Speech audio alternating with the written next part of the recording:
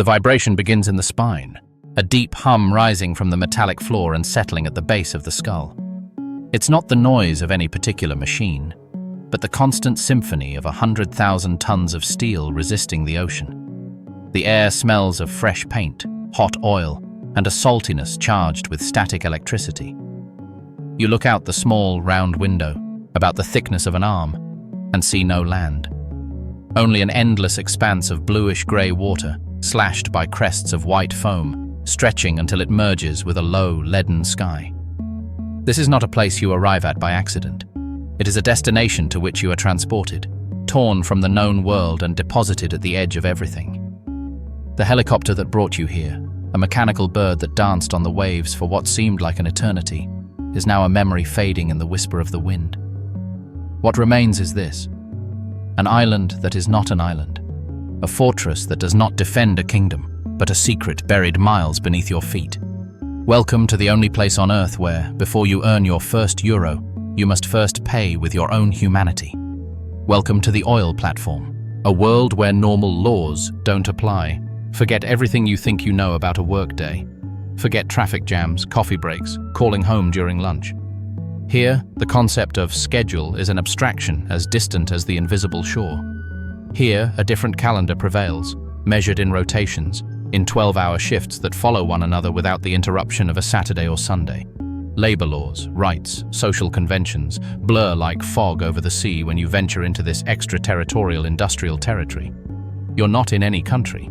You're in a concession, on a piece of sea leased to a company whose rules are the only valid constitution. The highest authority isn't a judge, it's the shift supervisor. Safety isn't a right, it's a religious dogma whose disobedience can have instant and brutal consequences. This is an environment where personal freedom is traded, from the very first second, for collective survival. Where every movement, every gesture, is codified in procedures as strict as those of a space mission. Because in essence, that's what it is. A human colony on a hostile planet called Ocean. Beyond a metal tower, the floating industrial city. From afar, it's deceiving. It looks like just a drilling rig on legs, a giant construction set planted in the water. But get closer, climb to its main deck, and reality hits you with the force of a crashing wave. This isn't just a simple structure. It's a complete city, vertical and stacked, compressed into a space the size of 2 football fields. A city whose only product isn't commerce or culture, but energy in its rawest and most volatile state. Think of the districts of a metropolis. Now replace them with levels of steel. There's the residential district, a series of stacked modules housing cabins for 200, 300, sometimes 500 souls. There's the service district, industrial kitchens feeding armies, cafeterias smelling of fried food and strong coffee, tiny gyms overlooking the abyss, recreation rooms with televisions showing news from a world that no longer seems real. Then there's the industrial district, the dark, throbbing heart. Here rise the drilling rigs. Miles of gleaming pipes snake through the landscape, and truck-sized compressors crouch, exhaling a powerful, steady breath. There are the laboratories where every gram of mud brought up from the depths is analyzed. The control rooms crammed with screens displaying pressures, temperatures, and flows as if they were the vital signs of a comatose patient. And beneath it all, in the damp, resonant bowels, lies the power plant. The diesel generators roaring day and night, the desalination plants transforming seawater into a resource as precious as gold, and the treatment systems attempting to tame the waste from this frenetic industrial metabolism. The birth of a giant, how a steel island is built. But this city wasn't born here. Its existence is the end result of one of the boldest and most expensive engineering campaigns ever undertaken. A titanic birth that takes place hundreds, sometimes thousands of miles from its destination. It all begins in the shipyards, cathedrals of metal where the air is thick with the sound of arc welding and the pounding of jackhammers. Here, the parts of the monster are forged. The jacket legs, lattice structures that resemble lying Eiffel Towers, are built in sections weighing hundreds of tons. The upper deck, a multi-story steel slab, riddled with pre-drilled holes for every machine, every pipe, every cable, is assembled like the hull of a colossal ship. None of these pieces can be transported by road. They are too big, too heavy. They require special barges, semi-submersible platforms that partially submerge so that cargo can be floated onto them and then lifted out. The journey to the installation site is an epic undertaking in itself. Powerful tugboats drag these behemoths across open seas, at the mercy of storms for days or weeks. Then comes the moment of truth. At the designated location, a crane vessel, a maritime beast with a boom that rises like a cathedral mast, awaits. Its work demands superhuman precision.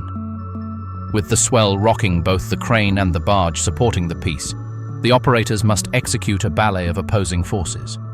They hook, tension, and slowly, inch by inch, lift a section of the leg or deck, which can weigh more than 10 locomotives combined, and guide it across the water's surface to join it to what's already there.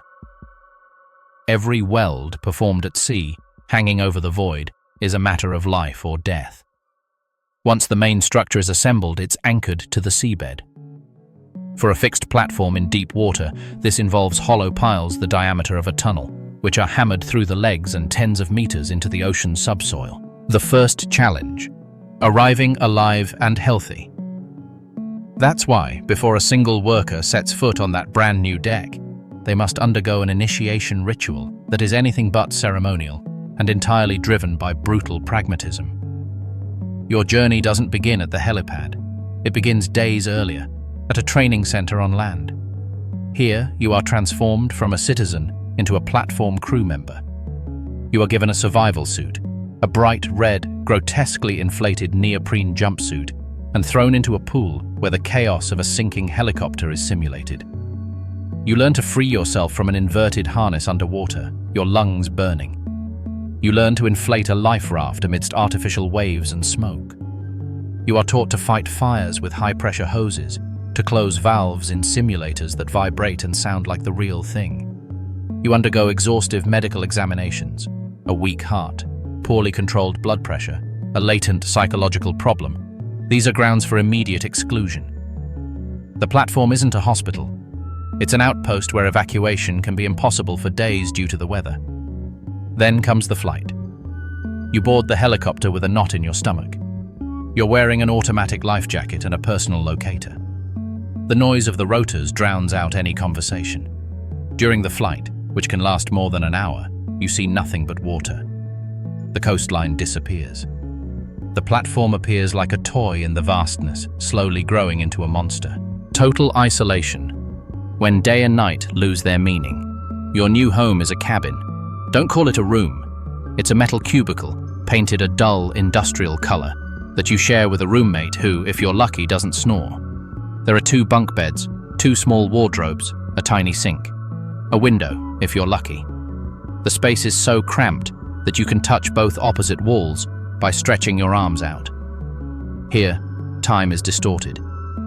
The 12 hours of work are of an intensity we'll soon discover. But the 12 hours of rest are perhaps an even greater psychological challenge. The noise never stops. It's a low-frequency hum that seeps in everywhere, a constant presence that at first stuns and then settles into the background of your consciousness, wearing down the edges of your patience. The food, though plentiful and high in calories, is repetitive. It's fuel, not pleasure. The internet connection, if there is one, is slow, expensive, and monitored. Satellite calls are an expensive luxury and often interrupted by static. You are physically isolated but also information-starved. The outside world becomes a whisper, news headlines that seem to speak of another planet. News from your family arrives compressed, like messages in a bottle. The day-night cycle loses its regulating meaning. You work as much day as night, sleeping when your shift ends, even if it's midday outside and the sun reflects off the waves. The cabin curtains are thick, but light seeps in, and the constant drumming of the machinery knows no darkness. This sensory and social isolation is a slow acid. It corrodes the notion of individuality. You are reduced to a function, a number on a shift, a body occupying a space in a steel cell. Homesickness is not a romantic feeling. It is a dull ache, a weight in your chest that grows heavier with each passing day. The only community is that of the other voluntary prisoners who share your fate. Intense and ephemeral friendships are forged, melted into shared discomfort. Tensions also arise, inevitable friction when personal space is measured in centimeters and the only escape is work itself. The platform takes everything away: silence, chosen solitude, connection, the notion of cyclical time. In return, for now, it only offers a cabin, hot food, and the still distant and intangible promise of compensation. The price of skill and danger. The alarm clock doesn't ring. It's a vibration on the pillow, a dull thud in the sleep that never quite becomes deep. It's 5 in the morning, though in this place that only means it's time for the night shift to relinquish its nightmare to the days. Lucas, a roughneck with 3 years of rotations under his belt, sits up from the top bunk. His body feels heavy as if he's been punched, a bone-crushing weariness that sleep never quite manages to dispel. His cabin mate snores in the bunk below, a rhythmic sound that blends with the platform's eternal hum. There's no window in this cubicle, no way of knowing if dawn is breaking outside, or if a storm is brewing at sea. There's only the metallic certainty of duty. He wears thermal underwear, a blue fireproof jumpsuit, and steel-toed safety boots. Each garment is a barrier, a talisman against the environment. He steps out into the narrow fluorescent corridor and heads for the mess hall. The air already smells of burnt coffee and fried eggs. The men eat in silence, exchanging short phrases, their eyes still puffy. There's no energy for socializing. Food is fuel, a calorie reserve for the 12 hours ahead. Lucas devours his plate. He knows that once at the drilling site, there won't be a break for anything that isn't absolutely necessary. He takes his hard hat, his cut-resistant gloves, his safety goggles, his harness. Every item checked, every buckle secured. Stepping outside, reality slaps him in the face. The air is cold and damp, heavy with the cloying smell of crude oil and the sting of salt air. The noise, muffled in the interior corridors, explodes here in all its cacophonous glory. The rhythmic rumble of the drill, the hiss of the steam pipes, the moan of the wind through the steel lattice, the distant roar of the generators. Lucas walks along walkways with a grid floor, from where he can see 30 meters below his feet, the waves crashing against the platform's legs with a dull, powerful thud. He doesn't look down. His mind is already transitioning. The discomfort of confinement, the nostalgia, the fatigue, are compressed and tucked away. Now he enters a state of absolute hyper-concentration. The crew of a ship that never sails. This steel fortress isn't steered with a rudder, but with a hierarchy of knowledge and a symphony of interconnected specialties. It's not a factory. It's an industrial organism, and every man on board is a cell specialized in a vital function. In the brain, isolated in a climate-controlled room filled with the ghostly glow of dozens of screens, is the control team. The drilling engineers, with doctorates in geology and fluid mechanics, are the strategists. They interpret seismic data, decide the well trajectory, and calculate pressures with equations that could fill entire blackboards. Alongside them, the operators, with fingers flying across touchscreens, are the tacticians. They control the weight on the bit, the rotation speed, the flow of the drilling mud. A millisecond change in their reaction can mean the difference between success and a disaster worth millions. This is the central nervous system. The peripheral nervous system is made up of the instrumentation and electrical technicians. They are the neurologists of the monster. They move around the platform with cases of precision tools, calibrating sensors that measure pressures of thousands of bars, temperatures of hundreds of degrees, and flows of millions of liters. A miscalibrated sensor can send false information to the brain, leading to a catastrophic decision. Their work is silent, meticulous, and invaluable. Then there's the muscle system. The roughnecks like Lucas, the derrick men, the drillers, they are the intelligent brute force. They work on the drill deck, a steel circle bathed in mud and deafening noise. They connect and disconnect 30-meter-long sections of pipe weighing several tons with the help of gigantic hydraulic clamps called iron roughnecks. They climb the derrick 50 meters above the deck, swaying with the platform's movement to guide the pipe. Their physical strength is prodigious, but their true skill lies in their choreographed coordination, the language of gestures and glances that prevents a split-second error from costing them an arm or turning them into a stain on the steel. And protecting this entire organism is their immune system. The security officers, with all-seeing eyes, halt any work at the first sign of risk. The heartbeat of the monster, drilling to unimaginable depths, the heart of the beast beats on the drill deck, and its heartbeat is the sound of the drill, a deep, visceral hammering that resonates throughout the structure and is felt in the teeth. But what happens up here is only the tip of an iceberg plunging into the darkness. The drill bit, a device the size of a dinner plate but coated with industrial diamonds, is spinning not 30 meters below deck, nor 100. It may be 3,000, 4,000, even 5,000 meters deep, piercing layers of sedimentary rock, salt, shale formations beneath the seabed. The drill string, a series of steel pipes bolted together, is the longest, most expensive, and most delicate probe ever built by humankind. It's a steel whip, kilometers long, its tip guided with meter-long precision through an unseen target, following a three-dimensional trajectory designed by the brains in the control room. The secret that keeps this madness under control isn't the steel, but the mud. Drilling mud, a dense and complex clay mixture, is the lifeblood of the system. It's pumped at brutal pressures through the inside of the pipe, flows out through the drill bit to cool it and carry away rock cuttings, and returns through the annular space between the pipe and the wellbore walls. But its most critical function is as a counterweight. At those depths, the oil and gas reservoir is under immense pressure, trapped for millions of years.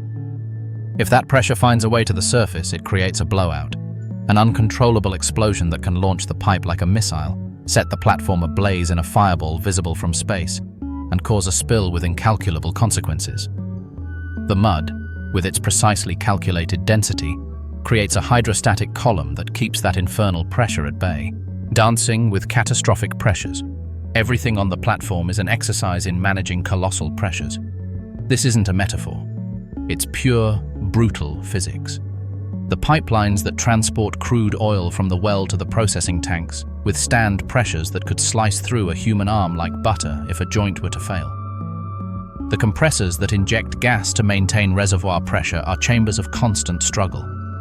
The separators, where the crude, gas, and water are divided, are cauldrons of titans, where opposing forces balance each other in a delicate yet violent ballet. The operators don't directly touch these forces. They master them through a jungle of valves, blocking valves, control valves, safety valves, relief valves. Some are manual, large wheels that require dozens of turns and the strength of 2 men to move. Others are hydraulically or electrically actuated, controlled from a screen. But in case of emergency, the philosophy is clear. Certain failure. Certain valves are designed to close automatically if they detect a pressure drop, a temperature increase, or a fire signal. They are the monster's sphincters, its last reflex of self-preservation. Working alongside these systems is like dancing with a sleeping dragon. A technician calibrating a pressure transmitter on a live line knows that between their glove and the contained fury of the metal, there is only an O-ring the thickness of a pencil. A welder repairing a bracket next to a high-pressure gas line knows that the heat from their arc could, in theory, weaken the metal and cause a crack. The most dangerous profession, maintenance in hell. If drilling is the heart and processing the stomach of the beast, maintenance is it's constantly at war with the immune system. And on this front, some battles are legendary for their risk. Imagine a welder, encased in a fireproof suit, atop a ventilation tower, 40 meters above the sea. The wind whips, trying to tear off his mask. Below him, only the grating of the gangway and the void punctuated by foaming waves. His mission: to repair a crack in a duct carrying waste gas. Before he approaches, the duct has been purged with nitrogen, insulated, and tested with gas detectors. But doubt always lingers. A pocket of residual gas could have been trapped. A stray spark could find its way. His welding arc creates a miniature blinding sun, melting the steel at thousands of degrees while the wind tries to steal the heat needed for a strong weld. Every movement is calculated, every breath beneath the mask is conscious. Or consider the maintenance divers. They aren't rescue divers, but the technicians who descend to the submerged legs of the platform. Their world is a cold, green gloom. The water pressure at 30 meters deep is 4 times atmospheric pressure. They work with special hydraulic tools, illuminated by spotlights that attract swarms of curious fish. Their enemy is galvanic corrosion, the cancer of steel in the sea. They inspect the sacrificial anodes, those large zinc bars that corrode instead of the steel structure. They measure the thickness of the legs with ultrasound, searching for invisible wear. Their greatest danger isn't sharks, but entanglements. Their air supply lines becoming entangled in the lattice, or a sudden change in the currents that slams them against the metal. The invisible and visible dangers. The platform is a catalogue of threats, some as obvious as a fist, others as stealthy as a poisonous whisper. Among the invisible ones, hydrogen sulfide, H2S, reigns supreme. This gas, which smells like rotten eggs in low concentrations, paralyzes the sense of smell in high doses and kills in a matter of seconds through respiratory arrest. It can seep from the well, accumulate in confined spaces, or lurk in a pipe opened for maintenance. Every worker wears a personal H2S detector on their belt, a small device that would sound a shrill alarm if levels rose. It's a constant reminder that the air you breathe could become your executioner at any moment. Then there's the quintessential visible enemy: fire. In a structure made of steel, filled with hydrocarbons, electricity, and oxygen, fire is the absolute nightmare. A short circuit, a gas leak that finds a spark, an overheated engine, any of these can unleash hell in less than a minute. The firefighting systems are massive: seawater sprinklers, CO2 flooding in engine rooms, expanding foam. But everyone knows that if a major fire breaks out, the options are limited. Pray that the automated systems work and race to the life raft boarding stations, a journey through a metal labyrinth that could become an oven. And above all this, there is the elemental force that holds the platform together: the weather. An offshore storm is not like a storm on land. It is a monster of wind that howls at hurricane speeds, with waves that can reach 15-20 meters in height, pounding the platform with the force of a bombing raid. Work stops. Anything not secured with chains flies off. The structure rocks, twists, groans with a soul-crushing sound. The invisible currency: isolation, fatigue, and rupture. What the platform takes isn't just time. It takes away identity. Forced isolation, mandatory cohabitation with strangers, the reduction of life to basic functions and work act like acid on the personality. Psychologists call it adaptation syndrome to extreme environments, but workers know it as becoming a platform. It's an emotional hardening, a callus that forms to protect you from constant wear and tear. But that callus doesn't come off with a shower when you get home. You arrive numb. The small frustrations of domestic life which you used to handle now seem explosive, absurd. Patience, a muscle that isn't exercised in an environment of clear orders and immediate responses, has atrophied. From 50 to 50, life divided into rotations. The rotation system, the famous 28 days on, 28 days off, or 14 by 14, or even 21 by 21, is sold as a major benefit. You work half the year, but it's a mathematical illusion that masks an existential fracture. You don't live a whole year. You live 2 parallel lives that rarely synchronize. Life A is the one on the platform, a world of grey, blue, and orange security, governed by the shift clock, noise, and duty.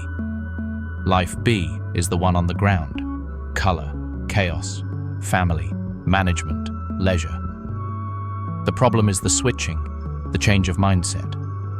The first few days at home aren't for rest, they're for decompression. Your body and mind are still in the platform's time zone, still accelerated, still in survival mode. You literally need to detox from the stress.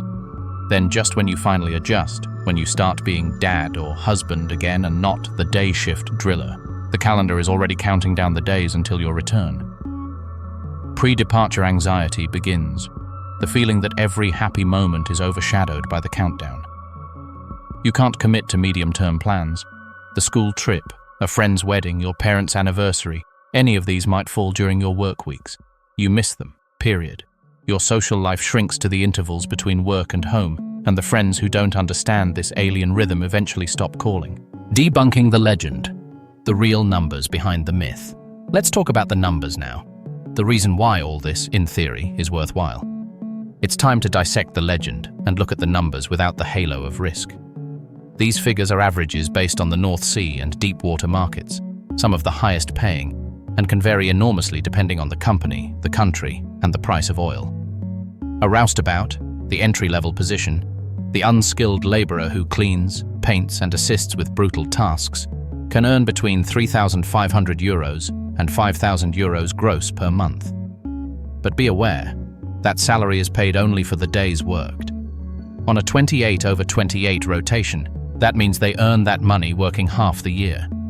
Their equivalent gross annual salary would therefore be between €21,000 and €30,000. Onshore, a skilled construction worker might earn perhaps €18,000. The risk and isolation premium is real, but it's not astronomical at this level. A tool pusher, the shift drill supervisor with 10 years of experience and substantial certifications, is a different story. They can earn between €800 and €1,200 per day.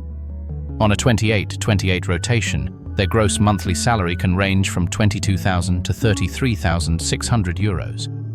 The annual equivalent is between €132,000 and €200,000 gross. A senior project engineer in a major onshore city with similar experience might earn €80,000 or €90,000 annually. Here, the bonus is massive, often 100% or more. A senior drilling engineer, the brains of the well, can secure contracts of €1,500 per day or more, reaching gross annual earnings exceeding €250,000. Their counterpart at an onshore consultancy would hardly earn more than €120,000. But the gross figure is an illusion. First, there are the taxes. Many of these contracts are through companies that have complex tax structures. But in the end, the tax authorities take a huge cut. Second, during your 28 days off, you don't generate any income. You have to stretch that money to cover 2 months of real-life expenses, including a mortgage, car, and family. Third, there's the cost of reintegrating into life. The intensive spending on leisure, travel, or expensive gifts to compensate for absences, which tends to skyrocket during vacation periods. Ultimately, the cash flow is enormous but erratic. You earn a lot, only to paradoxically have to manage your money with monastic frugality for half a year, or fall into the dangerous cycle of squandering money on land and then eagerly awaiting the next flight that will bring you even more. When the body and mind say enough, the platform leaves scars that time cannot erase. The most common is hearing loss. Even with ear protection, chronic exposure to the noise of heavy machinery, compressors and drills eventually takes its toll. A high-pitched tinnitus, a constant ringing in the ear, becomes the permanent soundtrack of your old age, a reminder of every shift you worked. Joint and back problems are the norm, not the exception. Carrying weight in unnatural postures, on undampening grated floors, under constant vibrations, wears down knees, hips, and vertebrae, as if they belonged to an old machine. Chronic stress, that inseparable companion, is a slow-acting poison. It keeps blood pressure high, weakens the immune system, and increases the risk of heart disease. Exposure to chemicals, although controlled, is constant. Aromatic hydrocarbons, drilling mud additives, industrial cleaning products. The long-term effects are a field of study, but the shadow of potential respiratory or dermatological problems is always present. And then there's the mental aspect. Burnout in this context isn't just work fatigue. It's an existential exhaustion, a debt of sleep and peace that the body demands sooner or later. Many veterans quit not because the money stops being good, but because their physical or mental state raises the white flag. A day comes when the paycheck, however large, can no longer buy the illusion that your health is an infinite resource. The balance sheet of Faustian exchange. So, is it worth it? There's no single answer because the equation is solved in the privacy of each individual. It's a Faustian exchange where you offer years of your life in return for power, not supernatural, but financial. For some, it's the deal of a lifetime. Like Carl, a 45-year-old Norwegian who worked as an underwater welder. I lost my first marriage. I didn't see my daughters grow up. I have a titanium knee and I hear tinnitus. But with what I earned in 15 years, my second wife and my current children will never have to worry about money. I bought a forest. I have peace. For me, it was worth every second of cold and fear. For him, money was a tool to buy future freedom at a personal price he was willing to pay. For others, it's a golden trap. Like Anna, a Spanish control engineer who left after 8 years. I left thinking I was strong, that I was building a future. I came back with panic attacks, having missed my mother's illness and death. The money is in the account, yes, but I can't get back what I lost. I bought an apartment, but I sold my youth and my peace of mind. It was the most expensive mistake of my life. And I'm not talking about money. The balance tips one way or the other depending on what you value most at that stage of your life. If you're young, unattached, drowning in debt, and fiercely ambitious, the platform can be a brutal accelerator toward financial stability. It gives you in 5 years what would take you 20 to accumulate on land. But if you already have a family, if you value daily life, presence, and mental health above material things, each day at sea will be a small tear in your soul. It's not a job. It's a radical life choice. They don't hire an employee. They recruit a volunteer for a high-risk, high-reward mission, with compensation commensurate with the dispossession it demands. So the next time you hear about those dream salaries in the middle of the ocean, remember they're not a gift. They're the negotiated price of total sacrifice. A calculated trade-off between days of normal life and weeks of service in a steel fortress, between comfort and extreme challenge, between presence and absence. The oil platform isn't just a workplace. It's a crucible where human ambition, ruthless engineering, and the ocean's indifference collide. And the salary, as high as it seems, is only the tip of an iceberg whose base is made of loneliness, risk, and superhuman resilience. The real question isn't how much they pay, but what you're willing to pay.